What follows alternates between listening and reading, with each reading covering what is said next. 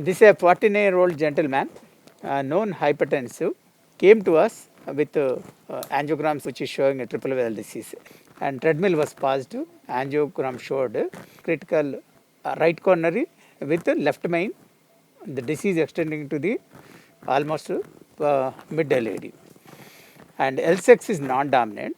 And distally, OM is total is getting retrogradely filled. His creatinine 0.9, GFR 110. Before starting the case, we also discussed with all the family members about the benefit of bypass versus multivasal PCI.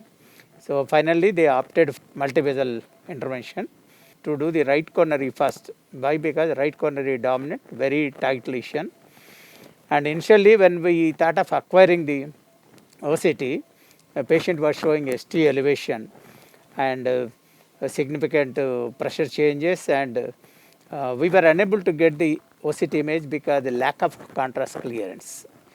So then what we did, we initially dilated with 2 mm balloon. OCT shows critical stenosis, but the proximally luminal area is good only. That area is about 5.6 square plus, that is proximal right coronary. But there are long segment lesion of the mid RCA. The tightest portion of the RCA is, the area is about nearly 1.6 to 1.7 square mm. More of fibrous tissue and occasional areas of fibrolipid. And proximally there is a calcium, but where there is a significant calcium, the area is above 5.5. So because luminal area is good proximally, we don't want to intervene that segment. Our intention is to do the right coronary stenting. Initially, we wanted to prepare with the angioscalp because the more of fibroid tissue using a 2.75, but there is some plaque area. That means if I upsize, that will come to 3 mm. I'll do with 3 mm balloon dilatation, then subsequently we'll implant this. That middle area we stented after angioscalp preparation. We used 3 mm into 15 mm angioscalp and prepared the entire mid segment lesion, and we were encountering problem to place the stent. So because that, what we did, we put the guide liner, through guide liner we placed 3 into 48 mm Zions expedition stent, which was post dilated with 3.5 mm balloon, distally nominally, proximally high pressure balloon. So this is the angiogram after post stenting and post dilatation. We'll take one shot. You can give injection. Now you see, now nicely expanded stent. Everything nicely covered. To see the distal lesion, anything to be done for the distal lesion. Slightly pull the wire so that we can see the lesion very clearly. I think no need to intervene. The distal almost super dominant. There's a big PLV and PDA, and proximally there is a mild narrowing, but OCT wise area is about 5.5 plus. So which is as per the latest IVAS and OCT studies, that is not a significant area. At the same time, not to put more metal into the coronaries. Based upon the OCT, we have chosen the 3 mm into 48 mm. After post stenting, because proximally there is a calcium significant, though luminal area we thought of avoiding, but that produced 2 areas of dissection proximally, edge dissections. Then we decided to put the second stent the covering up to the ostium, that is 23 into 3.5, post dilated 3.5. This is the final angiogram showing a good antegrade flow, very well dilated, good expansion, no malopposition, and covered all edge dissections. So now we are proceeding with the left coronary intervention. Now what we acquired the OCT. OCT showed more of a fibrotic plaque, but the proximal LAD having a severe eccentric calcium, distal left main tightly stenosis. So distal left main has to be treated. The distal left main area is about 2.5 square mm, and ostial LAD onward severe disease is there. So here because the eccentric calcium is there mainly in the proximal segment, we want to do the orbital atherectomy. So we are exchanging the wire with viper wire. This crown is elliptical shaped, so it's moves along the periphery of the artery circumference. Eccentric calcium or patients who are having a calcific nodules, it ablates very nicely. So the ablation area you get bigger compared to the rota, and it has the advantage of forward flow during cutting. It can cut during forward motion and backward motion, and the debris it generates is very small particle. The particle size is about 2 microns versus 7 to 10 microns with rota. So because the continuous forward flow, because the particle size is smaller and it can cut during backward movement and forward movement, the slow flow no flow is less. You can distally park and pull back and then do the cutting. Particularly that is more useful in osteal lesions. So now we have to test the functioning of the crown outside. Now I am moving. Now you can see the movement here very clearly. It's functioning move well. Then stop the burr and then we'll proceed. I entered forwarding the crown. Guide. Now we are approaching to the left main area. Now you can see crown in the left main area. Then I will start ablating from here. Now ablating very slowly, step by step, 1 millimeter by 1 millimeter. Now we are parking here. So whenever you hear a beep, you can stop there, wait 25 seconds, then go with another cycle. We are going ahead with only 80,000 speed, and once we complete with 80,000 free movement, we'll see the noise change anything. Then we'll finally go with 1 or 2, 1,23,000. Now we have exchanged the wiper wire using microcatheter. That we have placed a run through into the LED. We also placed one more wire into the LCX. Now we are trapping the microcatheter before removing. Hold it. Come nice. What is the size of the balloon? 2.5.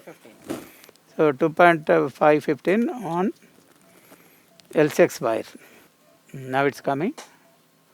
Now you can trap. Now we are removing the microcatheter and pull it. That's fine. Remove it. Run through BMW and cyan blue into the LED, and we also wide the diagonal. We wide the LCX. First diagonal appears to be disease-free osteum. Second diagonal showing some disease in the osteum. Our intention is to go with the provisional stenting. LCX osteum appears to be fine based on the OCT. Do the provisional stenting of left osteum 2 to 3 mm beyond the second diagonal. If there any side branch pinching is there, we'll try to recross and try to do the kissing.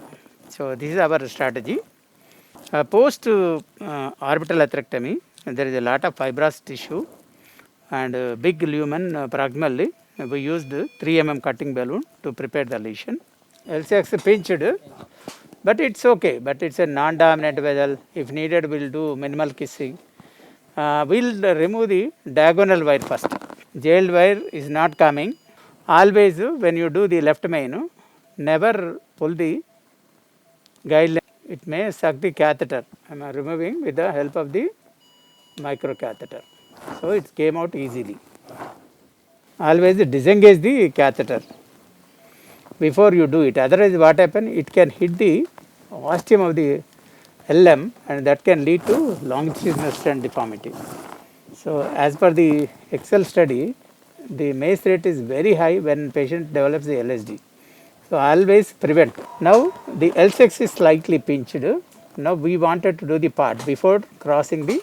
We removed the jailed wire with the help of microcatheter.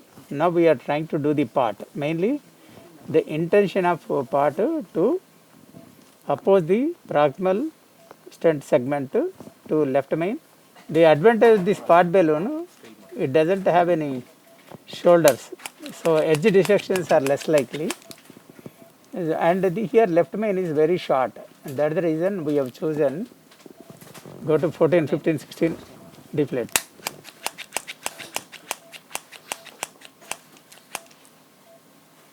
Go 14, 15, 16. So it will have a straight border due to lack of shoulder. And this is very useful when you have a short left main, because the length is too short. Yeah, you see the distal edge of the stent, landing zone is good, no edge dissection. That is very important. The area we got 5.7, the distal landing zone area 5.7. As per the Clio PCI, the distal landing zone, proximal landing zone should be more than 4.5 square mm for non-left main lesions. So we got the distal landing zone 5.7 square mm. Come to the distal. Yeah. Now you got the area. Move still. Now see the distal landing zone, distal edge of the stent. The diameter is almost 6 square mm. That means more than 90% achievement, almost 100% achievement. Move. You see everywhere expanded very well. If you see the longitudinal axis above, there are no red markers. They expanded very nicely, smoothly. You can see the 5.95, no malapposition. Move proximally. Move. You can see nicely expanded stent. That is the LCX origin. So LCX origin is nicely patent. Come toward left main. You see the left main nicely expanded. Measure the area. 11.9, 3.9, that is the actual size of the vessel. You see, it's stretched entire the left main. Move, you see, now here we got area, almost 4, almost 3.9. Come to the proximal edge. See, nicely expanded proximal edge. We are able to see up to the ostium of the left main. You can see the diagonal origins. Two diagonals you can see, that is the first diagonal. Move. So two diagonals you are able to see. Move slowly toward the diagonal side, 30. See, and that is the area for diagonal. You can see now, nicely diagonal origin is also patent. Go other side, still move distally. This is another diagonal. So diagonal, this is second one is also very well patent. So well patent diagonals and expanded stent, no medial edge section, very well opposed. So I feel it's extremely good result. So here is a patient where we did left main, triple disease, and the right corner is very critical, because that we did right corner stenting under image guidance. Then subsequently we did the left main to LED provisional stenting with jailed wires in LCX and diagonal. Everything under image guidance. Pre-procedure we assessed the plaque, we decided the diameter and the length of the stent. Subsequently implanted the stent to cover the entire disease segment. And post procedure, this is MLD max. The maximum, the opposition is very good, malopposition is not there, and there are no medial edge dissection. So I think for him it's a wonderful result.